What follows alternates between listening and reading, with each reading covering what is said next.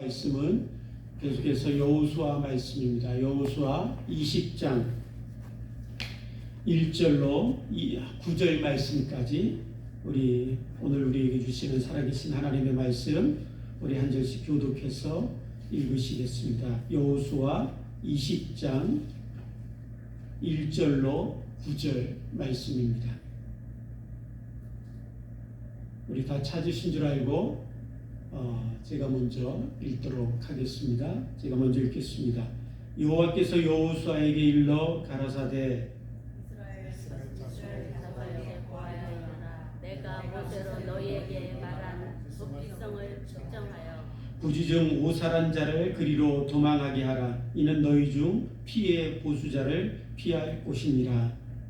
그 성읍들의 하나에 도피하는 자는 그 성읍에 들어가는 문 어귀에 서서 그 성읍 강도들의 뒤에 자기의 사고를 구할 것이요 그들은 그를 받아 성읍에 들여 한 곳을 주어 자기들 중에 거하게 하고 피해 보수자가 그 뒤를 따라온다 할지라도 그들은 그 살인자를 그의 손에 내어주지 말지니 이는 본래 미워함이 없이 부지중에 그 이웃을 죽였음이니라. 그 살인자가 주제 앞에 서서 재판을 받기까지나 당시 제사장의 죽기까지 그 성읍에 거하다가 그 후에 그 살인자가 그 성읍을 곧 자기가 구상하여 나온 그 성읍에 자기 집으로 돌아갈지니라.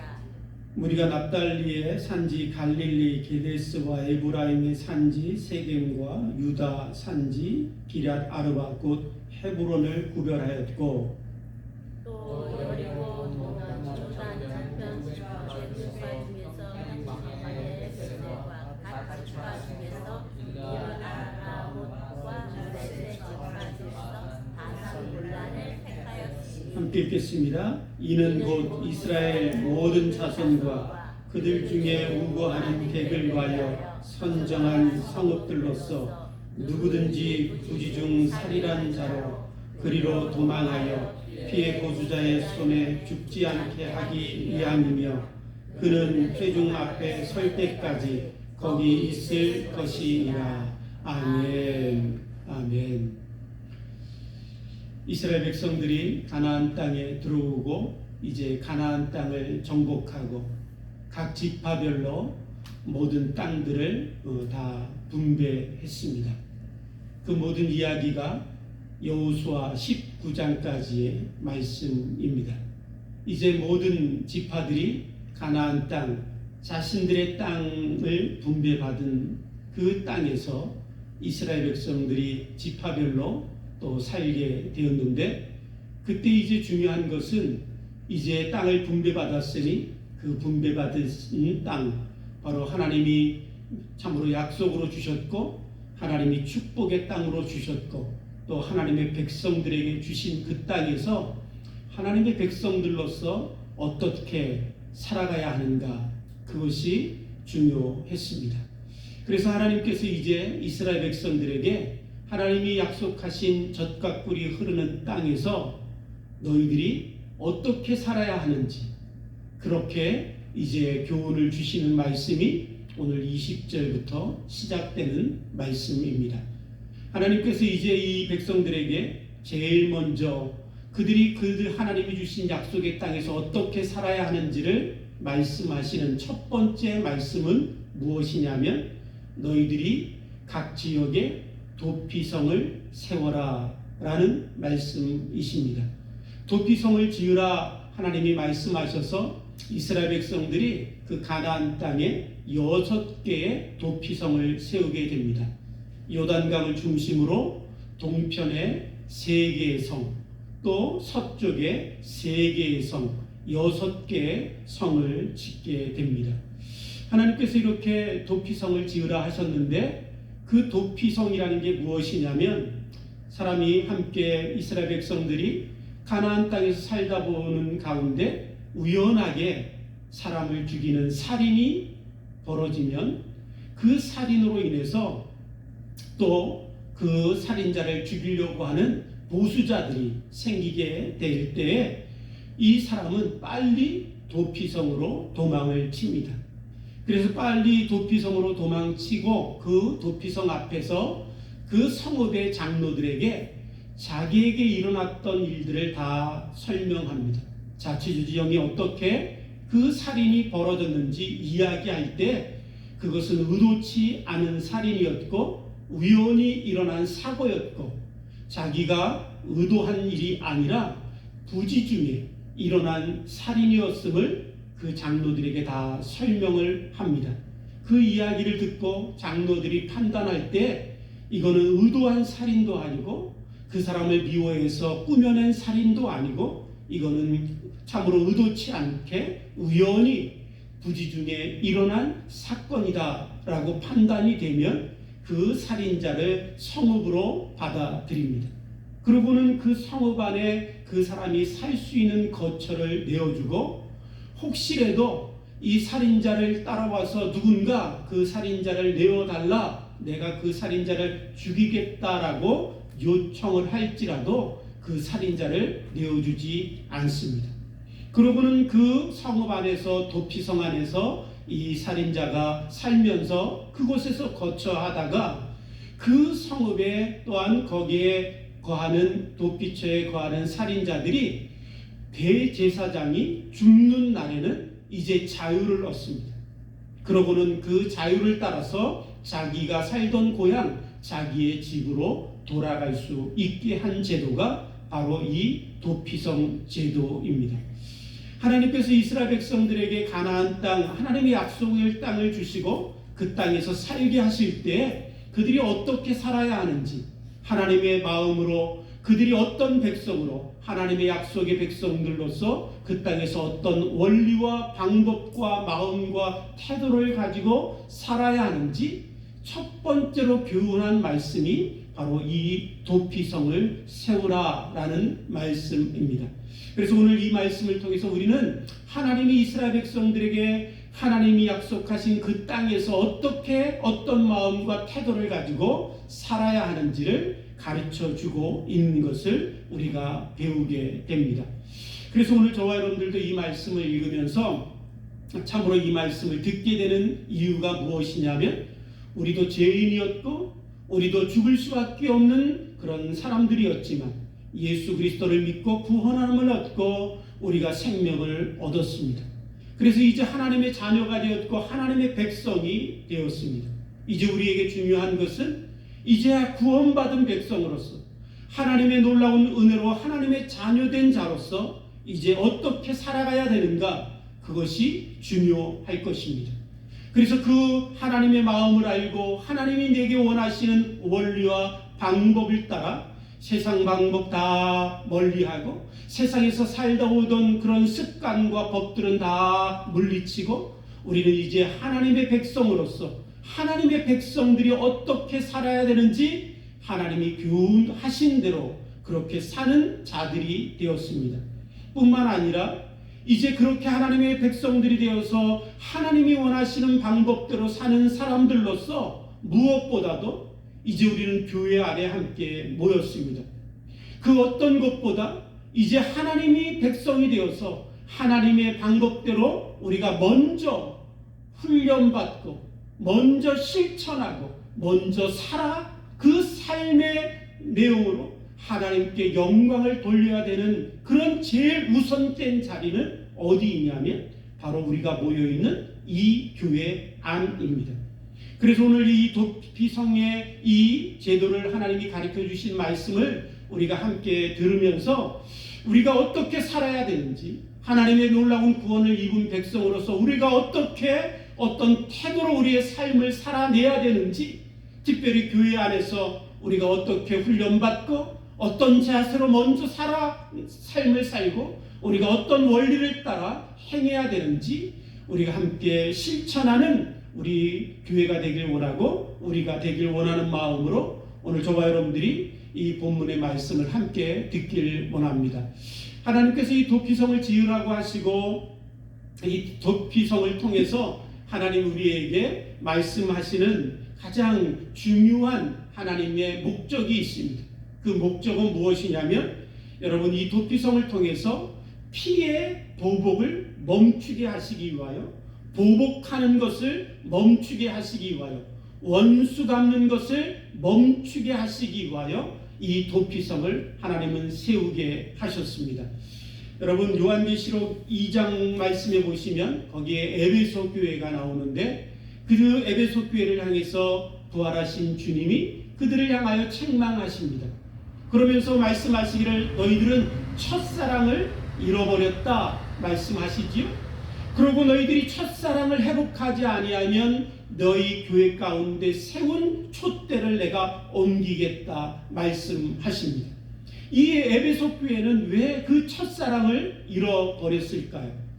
그 이유를 우리가 에베소 교회에게 하시는 주님의 말씀을 통해서 우리가 배우게 되는 것은 뭐냐면, 이 요한계시록 2장 말씀 그 2절에 이 에베소 교회를 향해서 예수님이 이렇게 말씀하십니다. 그들이 악한 자를 용납지 아니하고 자칭 사도라 하는 자들의 거짓된 것을 드러냈도다 라고 말씀하십니다.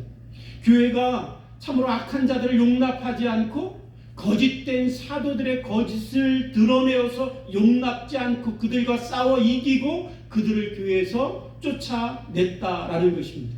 얼마나 참으로 잘한 일이고 또 주님이 칭찬하시는 말씀이지요. 그럼에도 불구하고 이 안에 왜 에베소 교회가 첫사랑을 잃어버리게 되었는지 그 이유를 우리가 발견할 수 있습니다. 그 이유는 뭐냐면, 교회 안에 악한 자들과 싸우고 거짓된 선지자들과 싸우고 거짓 사도들과 싸우며 그들을 물리치는 싸움과 다툼이 교회 안에 있었는데, 그 다툼과 싸움 가운데서 그 에베소의 교회 성도들의 마음은 굳어지고 또한 거칠어지고 그들의 마음속에 있었던 사랑을 잃어버리게 되었다라는 사실을 우리가 발견할 수 있습니다. 우리의 인생 가운데 싸움이 있고 다툼이 있고 어려움이 있고 문제가 있으면 우리는 마음이 굳어집니다. 그리고 거칠어지지요. 그러고는 우리 마음속에 참으로 사랑과 긍휼과 은혜를 따라 살아가기보다는 우리는 거칠게 오히려 법을 따라서 흑백 논리를 따라서 대적하며 싸움에 우리의 초점을 맞출 때가 있습니다. 오늘 이스라엘 백성들이 가나안 땅에 들어가서 가나안 땅을 정복하기 위해서 오랫동안 싸움이 있었습니다. 그 싸움을 통해서 가나안 땅을 정복하고 또 그 땅을 따라 그 모든 지파들이 자기들의 땅에 그 몫을 분배받았지만, 여러분 생각해 보십시오. 이스라엘 백성들이 그 싸움 가운데서 그들의 마음이 얼마나 거칠어지고 굳어지고, 또한 그들의 싸움 속에서 그들의 삶 속에서 어떤 생명을 향하여 한 생명을 죽이는 것이 얼마나 쉬운 일이었는가 우리는 쉽게 생각할 수 있을 것입니다. 그래서 여러분, 그들 가운데 만약 내 가족을 누가 죽이고 또한 누군가 나의 재산과 나의 가족들을 해하려고 할 때 얼마나 쉽게 칼을 들고 얼마나 쉽게 보복하려고 하고 얼마나 쉽게 원수를 갚으려고 했을까 우리는 쉽게 이해할 수 있을 것입니다. 뿐만 아니라 이스라엘 백성들에게는 한 가지 하나님이 주신 법이 있었습니다. 그 법은 무엇이냐면, 이에는 이, 누에는 눈을 따라 행하는 것입니다. 누군가 나의 일을 하나 뽑으면 나도 상대방의 일을 하나 뽑을 수 있는 권리가 내게 있습니다. 누군가 내 눈을 다치게 하면 나도 저 상대방의 눈을 쳐서 다치게 하는 것이 당연한 내가 소유한 권리였습니다. 그래서 그것이 하나님이 주신 법이었고 이스라엘 백성들이 행하던 태도였습니다. 그래서 이스라엘 백성들 가운데는 고엘 제도라는 게 있었는데, 그 고엘 제도라는 것은 무엇이냐면, 누군가 내 가족과 가문에 있는 사람을 쳐서 그 사람을 상하게 하면 그 가문에 있는 사람들이 이 죽은 사람을 대신하여 이 사람을 죽인 사람을 죽여야만 하는 그런 제도가 있었습니다. 그것은 바로 그 가문이 갖고 있었던 권리였습니다. 내 가족을 지키려고 하는 사람의 하나님이 주신 권리였습니다. 그래서 이 고엘 제도를 통해서 서로 보복하고 원수를 갚을 수 있는 제도였는데, 하나님은 이 도피성을 지으라 하시고 이제 그 사람이 우연하게 살인을 하고 의도치 않게 그 살인을 범하게 되었다면 그 사람의 피를 흘리지 말라. 그는 빨리 도망쳐서 도피성으로 피하고 그는 그 도피성에서 자신의 생명을 유지하게 하셨습니다. 하나님이 이 제도를 통해서 이스라엘 백성들에게 말씀하고 계시는 거지요. 너희들이 이에는 이, 누에는 눈. 그래서 너희들이 무엇인가 해코지를 당하고 피해를 당하고 또한 죽임을 당하면 그것에 대한 보복할 권리가 너희들에게 있다라고 생각하지만 그러나 이제 약속의 땅, 하나님이 주신 축복의 땅 안에서 너희들의 삶을 살아갈 때 너희들이 취해야 될 태도는 그 권리를 내려놓는 것이다. 그 권리를 포기하는 것이다라고 하나님께서 이스라엘 백성들에게 말씀하시고 계신 것입니다. 사랑하는 성도 여러분, 오늘 저와 여러분들에게는 많은 권리들이 있습니다. 그것을 내가 주장하고 내가 권리를 사용하고 나는 마땅히 이렇게 할 만한 권리가 내게 있다라고 생각하지만 하나님 우리들 가운데 그 권리를 포기하라고 말씀하십니다.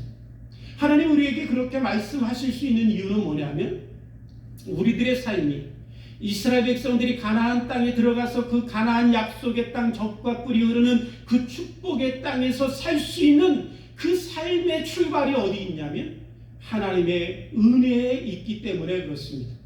그들이 애굽에서 종살이하다가 그 애굽을 탈출한 것도 하나님의 은혜였고 광야를 40년 동안 헤매며 돌다가 그들이 약속의 땅에 들어온 것도 하나님의 은혜였고 그 가나안 땅의 모든 족속을 쳐서 파하고 정복하고 땅을 분배받고 젖과 꿀이 흐르는 그 땅에 살게 된 것도 하나님의 은혜였습니다. 물론 이스라엘 백성들에게도 수고가 있었지요. 또한 싸움에 싸우는 그런 피 흘림도 있었겠지요. 그럼에도 불구하고 근본적으로 하나님의 백성이 하나님의 땅에서 살 수 있는 그 이유는 오직 하나님의 은혜 때문이었습니다. 그래서 하나님은 이스라엘 백성들에게 말씀하시는 것입니다. 너희들의 모든 삶이 나의 은혜라며 이제 너희들이 주장하던 권리, 너희들이 원수를 갖고 보복을 하고 비난하고 정죄하고 판단하는 그 권리마저도 이제 다 내려놓고 하나님의 은혜 가운데 시작하였으니 너희들의 삶에 은혜가 흐르게 하고 너희들의 삶에 하나님의 사랑이 흐르게 하고 그 사랑이 흘러넘치는 땅이 되어야 된다라고 이스라엘 백성들에게 도피성을 지으라 말씀하시고 명령하고 계시는 것입니다. 성경에 예수님께서 우리에게 에베소서 2장 8절 말씀을 통해서 하나님을 믿는 우리들에게도 이렇게 말씀하십니다. 너희가 그 은혜를 인하여 믿음으로 말미암아 구원을 얻었나니 이것이 너희에게서 난 것이 아니요 하나님의 선물이라. 사랑하는 성도로 우리가 구원받고 하나님 앞에 자녀되고 우리가 생명을 얻고 이 자리에 나와서 하나님 앞에 예배하는 이 모든 것들이 믿음으로 되었고 그 모든 것은 하나님의 은혜고 선물이라고 말씀하십니다. 오늘 저와 여러분들이 이 놀라운 은혜 가운데 하나님 앞에 나온 것을 믿게 되기를 주님의 이름으로 축복합니다. 우리가 믿음으로 시작하여 은혜로 시작하여 그 놀라운 은혜 가운데 이 자리에 나와 있다면 주님을 섬기는 하나님의 백성들이 모여있는 이 공동체 안에서의 모든 삶은 은혜가 지배해야 되고 은혜가 흘러야 되고 은혜로 충만해야 되고 은혜로 가득한 공동체가 되어야 된다라고 하나님은 도피성의 원리를 통해서 우리에게 가르쳐 주시고 계신 것입니다. 사랑하는 성도 여러분, 다윗에게도 사울왕을 죽일 수 있는 기회가 2번이나 있었습니다.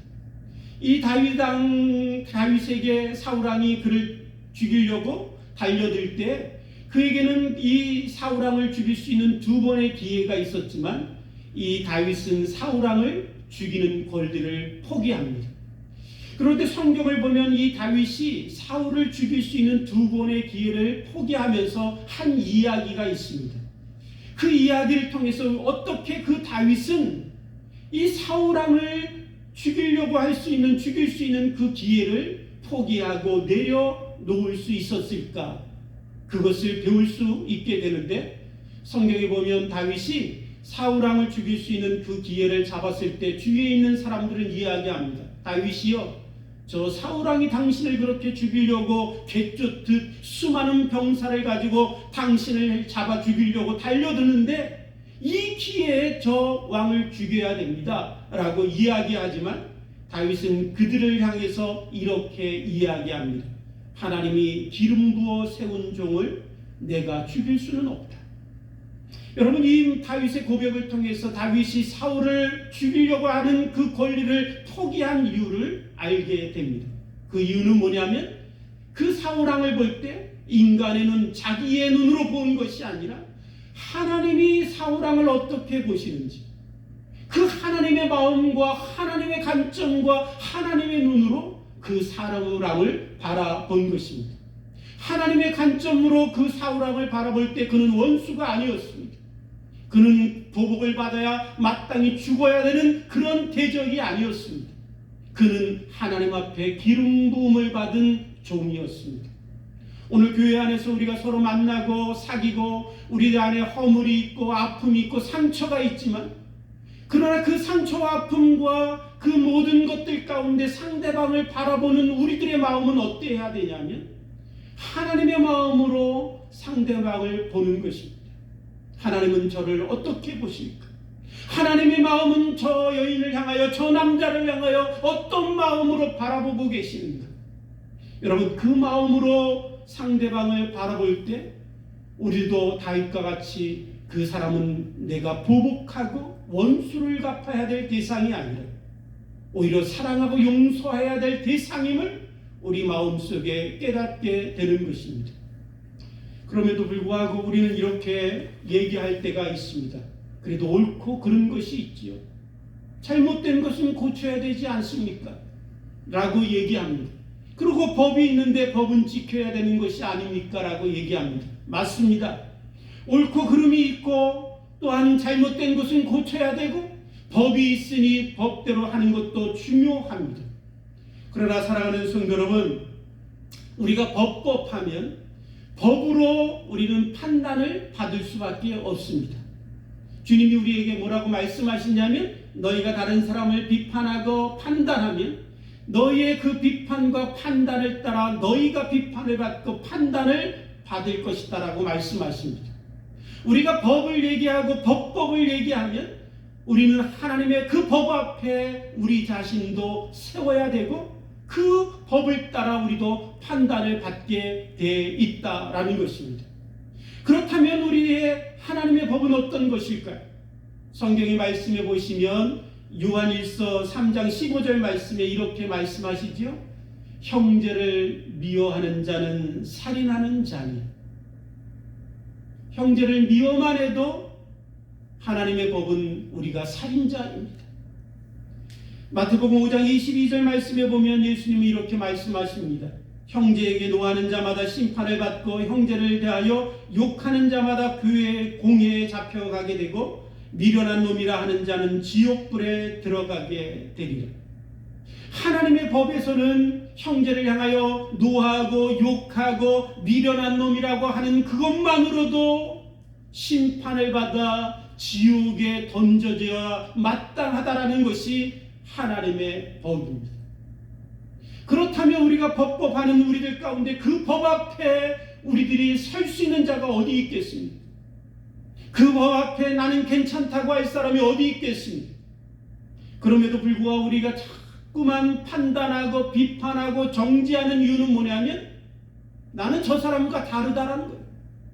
나는 저 사람처럼 하지는 않는다라는 거예요. 내 판단에서는 그렇지만 하나님의 법의 판단 앞에서는 우리 모두가 영원한 지옥불에 던져져야 하는 마땅한 죄인임을 우리들에게 하나님은 말씀하시고 들려주시고 계십니다. 그렇다면 하나님은 왜 우리들에게 하나님의 법, 율법을 주셨을까요? 우리는 율법에 대해서 오해할 때가 많습니다. 하나님이 우리에게 율법을 주신 이유는 우리를 비판하고 판단하고 우리들의 자잘못을 따라줘서 정죄하기 위하여 하나님이 우리에게 법을 주신 게 아닙니다. 하나님이 우리에게 법을 주신 이유는 여러분 갈라디아서 3장 24절의 말씀에 보면 하나님이 우리에게 법을 주신 이유에 대해서 말씀하고 계세요. 이렇게 말씀합니다. 율법이 우리를 그리스도께로 인도하는 초등교사가 되어서 우리로 하여금 믿음으로 말미암아 의롭다 하심을 얻게 하려 함이라 라고 말씀하고 계십니다. 하나님이 우리에게 법을 주신 이유는 뭐냐면 그 법을 따라서 다른 사람을 판단하고 정죄하고 심판하기 위해서 우리에게 법을 주신 것이 아니라 그 법을 인하여 우리가 예수 그리스도께 나아갈 수 있도록, 그 법을 인하여 우리가 은혜의 주님 앞에 나아갈 수 있도록, 그 법을 인하여 우리는 은혜 외에는 살 수 없는 그런 죄인들임을 깨닫고 오직 하나님의 은혜 아래 나아가게 하기 위하여 하나님이 우리에게 법을 주셨다라고 말씀하고 계시는 것입니다. 그래서 교회 안에서 옳고 그름을 얘기할 수밖에 없을 때도 있겠지요. 또한 우리가 자잘못을 따져서 잘못된 것은 고치는 일들도 우리에게 필요하겠지요. 그러나 그 모든 것을 할 때에도 옳고 그름을 따지든 잘못된 것을 바로잡던 그 모든 것을 할 때에도 결과적으로는 우리가 어디로 나아가는 방향이 돼야 되냐면 예수 그리스도께로, 예수 그리스도의 은혜 아래로, 하나님의 은혜 가운데로 나아가는 옳고 그름이 돼야 되고, 예수 그리스도의 은혜 가운데 나아가는 잘못된 것들을 바로잡고 고치는 일들이 돼야 된다라고 우리에게 말씀하고 계시는 것입니다. 사랑하는 성도 여러분, 그래서 오늘 이 도피성을 지으라 하시면서 주님 하나님이 이스라엘 백성들에게 하신 말씀에 보면 2절 9절에 이렇게 말씀하십니다. 도피성을 너희를 위하여 정하여 지으라. 9절에도 보면 이스라엘 모든 자손과 그들 중에 거하는 거류민을 위하여 지으라 말씀하십니다. 도피성은 저 살인자들만을 위하여 지으는 것이 아니라, 도피성은 저 죽여서 마땅한 자들을 위하여 도피성을 지으라 말씀하시는 것이 아니라, 도피성은 너희 모두를 위하여 필요한 것이다. 그렇게 말씀하시고 도피성을 지으라 말씀하십니다. 오늘 이 도피성의 이야기를 들으면서 이미 눈치를 채신 분도 계시지만 이 도피성은 우리의 참 도피성 되시는 예수 그리스도를 예표하고 있습니다. 이 도피성은 우연히 살인한 자들만 이스라엘 백성들에게서 도망쳐서 그 도피성으로 피하여 자신의 생명을 구하였지만, 그러나 참 도피성 되시는 예수님, 이 이스라엘 백성들 가운데 세웠던 이 도피성을 통하여 참 도피성 되시는 그 예수님, 그 예수님은 우연히 사람을 죽인 자들 뿐만 아니라 의도적이든 그 죄가 너무나 중하여 끔찍한 죄를 범하였든 그 모든 자들도 다 도피성 되시는 예수님께로 피하기만 하면 그분 안에서 생명을 지키게 되고 생명을 얻게 되고 영생을 얻게 되는 놀라운 축복을 얻게 되는 것입니다. 오늘 저와 여러분들이 그래서 이 자리에 예수 그리스도를 믿고 제사함 받고 구원받고 생명을 얻고 이 자리에 우리가 함께 예배드리는 줄 믿습니다. 그렇다면 우리들의 모든 삶이 하나님의 은혜라면 마땅히 그 은혜를 받은 자처럼 은혜의 공동체 안에서 은혜로 행하고 은혜로 베풀고 은혜로 품고 은혜로 희생하고 용서하고 사랑해야 되는 것이 마땅한 구원받은 성도의 삶이라고 우리에게 말씀하고 계십니다. 이런 놀라운 삶이 우리들 가운데 이루어지기를, 우리 주 교회 공동체 안에 이루어지기를 주님의 이름으로 축복합니다. 그런데 그 놀라운 하나님의 은혜를 우리가 받을 때 이 은혜를 잘못 받을 때가 있습니다. 은혜를 잘 받으면 그 은혜를 받은 자답게 살게 되지만, 은혜를 잘못 받으면 은혜를 잘못 받아서 오히려 하나님이 보시기에 너무나 역겨운 삶이 우리들 가운데 이루어질 때가 있습니다. 은혜를 받으면 여러분 어떻게 되냐면 뻔뻔해지는 것이 아닙니다. 은혜를 잘못 받아서 많은 사람들이 오히려 뻔뻔해집니다. 내가 다 죄가 있지만 나 다 용서받았어. 나는 이제 의로워. 나는 죄가 없어. 나는 구원받았어. 내가 옛날엔 그랬지만 뭐 어땠다고. 내가 다 예수 그리스도의 보혈의 피로 용서받고 제사함 받고 내가 구원받았는데 그렇게 뻔뻔해질 때가 있습니다. 그런데 사랑하는 성도 여러분, 은혜를 잘못 받았기 때문에 그렇습니다. 은혜를 잘 받는 사람은 어떻게 되냐면 사도 바울이 고백하지요. 그는 참으로 하나님 앞에 살면서 율법으로 흠이 없고 책망할 일이 스스로 없던 자입니다. 그런데 은혜가 자기에게 임하는 그날 그는 깨닫게 되었습니다. 내가 죄인 중에 제일이구나. 그가 은혜가 넘치고 넘칠수록 자기는 죄인 중에 괴수임을 알고 더 참으로 하나님 앞에 낮아지고 사람 앞에 낮아질 수밖에 없었습니다.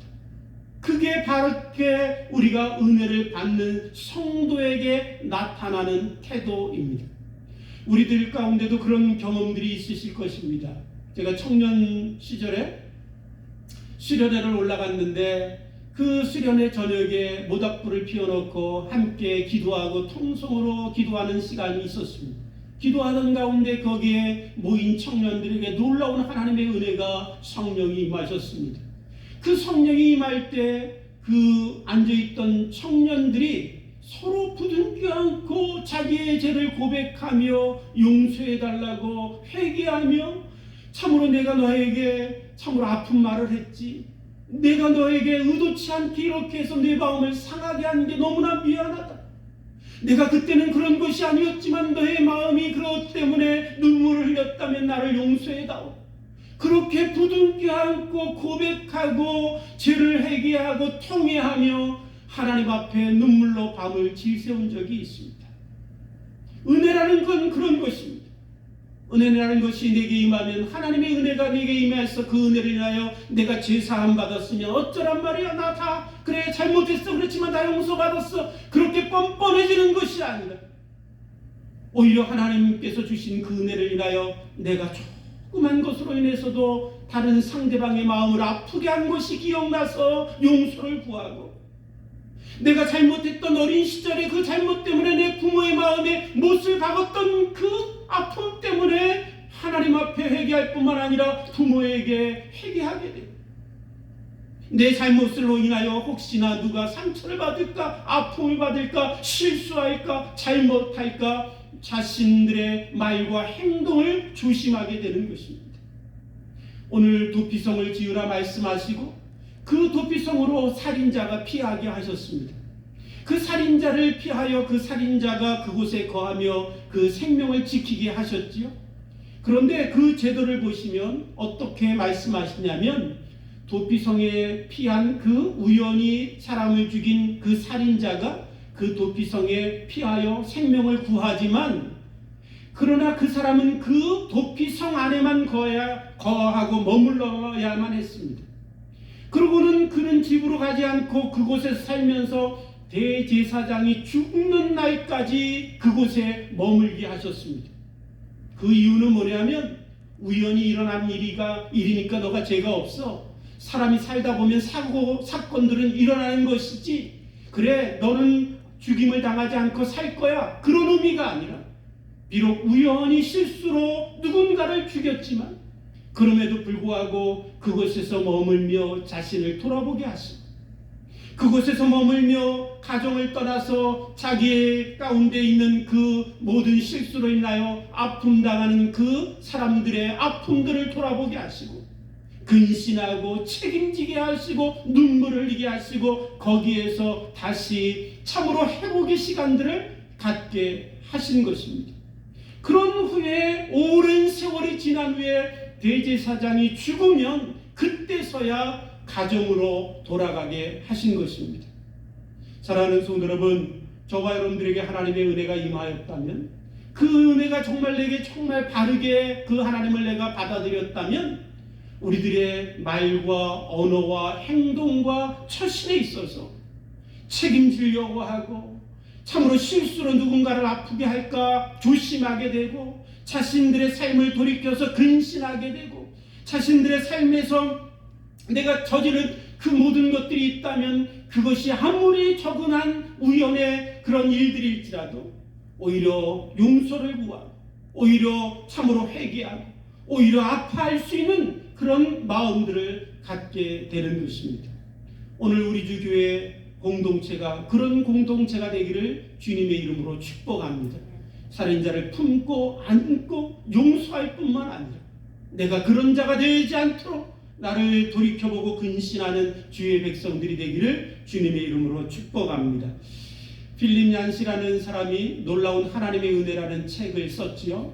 그 하나님의 은혜라는 놀라운 하나님의 은혜라는 책에서 이 필립 얀시라는 사람은 우리에게 이렇게 이야기합니다. 세상 그 어디에도 없지만 오직 교회 안에서만 이야기할 수 있고 교회 안에서만 가능한 것이 있는데 그것이 은혜다 라고 얘기합니다. 불교에는 뭐가 있죠? 고행이 있습니다. 힌두교에는 업보가 있고 또 유대교에는 언약이 있고 이슬람에는 법전이 있지요. 그런데 이 모든 종교들의 동일한 특징이 있습니다. 그것은 뭐냐면 자신의 노력으로 구원에 이르는 것입니다. 자신들의 노력을 강조하고 중요하게 생각하고 자신들의 공로를 중요하게 여깁니다. 그런데 유일하게 우리가 믿는 참 하나님, 이 기독교 안에는 오직 하나님의 무조건적인 사랑을 이야기합니다. 참으로 죄인이라도 어떠한 범죄를 저질러서 영원한 사망 가운데 죽을 수밖에 없는 죄인일지라도 그 죄인이 하나님의 아들의 십자가의 죽음을 인하여 값없이 용서받고 값없이 생명을 얻고 값없이 영생을 얻는 그 놀라운 사랑이 이 교회 안에 우리가 믿는 이 기독교 안에만 있습니다. 그래서 필립 얀시는 이야기합니다. 오직 교회 안에서만 은혜가 있고 오직 교회 안에서만 가능한 것이 은혜입니다 라고 이야기합니다.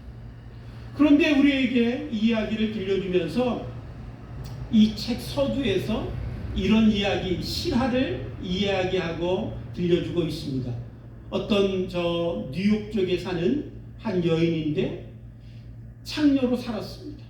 자기의 몸을 팔고 살다가 이제 마약에 중독이 되었습니다. 그래서 비참한 인생이 되었는데 그 마약값을 구하기 위해서 자기 딸을 또 팔아서 마약값을 구하고 그래서 마약을 하는 중독자로 살아가고 있습니다. 너무나 비참하고 처참한 인생이지요. 그 사람에게 어떤 사람이 물었습니다. 당신이 교회에 나아가서 교회 사람들에게 도움을 구해보신 적이 있습니까? 그랬더니 이 여인이 이렇게 대답했다고 합니다. 교회요? 거긴 몰아가지요? 그렇지 않아도 내 인생이 비참한데 교회 나가면 그 사람들 때문에 내가 더 비참해집니다. 그런데 무슨 교회를 가라고 저한테 얘기합니까? 여러분, 교회라는 것이 은혜를 잃어버리면 이런 공동체가 되게 됩니다. 거짓과 위선과 속임과 도덕과 율법의 잣대로 다른 사람들을 비판하고 판단하고 정죄하는 공동체가 될 때 여러분, 사람들에게 이 공동체는 어떤 모습이 되냐면 내가 비참한데 거기 가면 더 비참한 그런 사람이 되는데 내가 왜 교회를 갑니까? 라고 얘기하는 공동체가 될 수밖에 없을 것입니다. 오늘 우리들의 이 시대의 교회가 그렇게 변화되고 있다는 것입니다. 은혜를 상실하고 하나님의 은혜를 상실한 그 공동체가 되어서 사람들이, 죄인들이 하나님 앞에 나와 은혜를 경험하고 회복되고 용서받고 생명을 얻는 공동체가 아니라 오히려 사람을 판단하고 정죄하고 비판하고 도덕과 율법으로 잣대질하는 그런 공동체가 되었다라는 것입니다.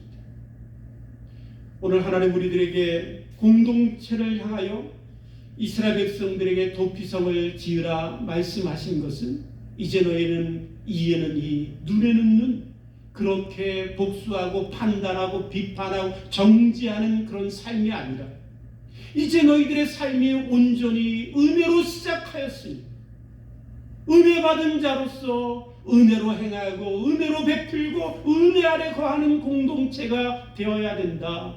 도피성을 지으라 하셨습니다. 오늘 저와 여러분들이 섬기는 우리 주 교회가 은혜가 가득한 공동체가 되기를 원합니다.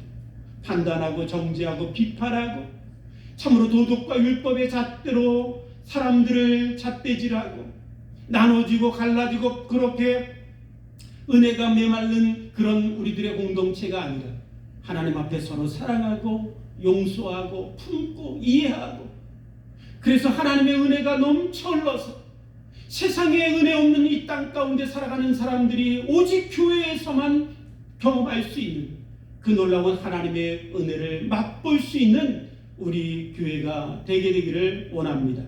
신명기 19장 3절 말씀에 보면 하나님이 이스라엘 백성들에게 도피성을 지으라 말씀하시면서 이렇게 말씀하시는 말씀이 나옵니다. 네 하나님 여호와께서 내게 기업으로 주신 땅 전체를 세 구역으로 나누어 길을 닫고 모든 살인자들을 그 성읍으로 도피하게 하라 말씀하십니다. 이제 도피성을 지으고 길을 닦아서 모든 살인자들이 피하여 도피성으로 피할 수 있도록 그 길을 닦아 만들라 말씀하시는 거죠.